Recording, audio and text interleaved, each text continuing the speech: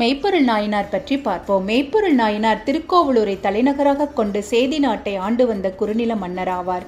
சிறந்த சிவபக்தரான இவர் திருநீறு ருத்ராட்சம் அணிந்த சிவனடியார்களின் கோலத்தையே உண்மையான மெய்ப்பொருள் என கருதி வாழ்ந்து வந்தவர்.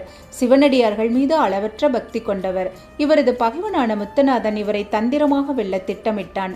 அதற்காக சிவனடியார் போல் வேடமணிந்து மெய்ப்பொருள் நாயனார் ஓய்வெடுக்கும் அறைக்குள் நுழைந்தான்.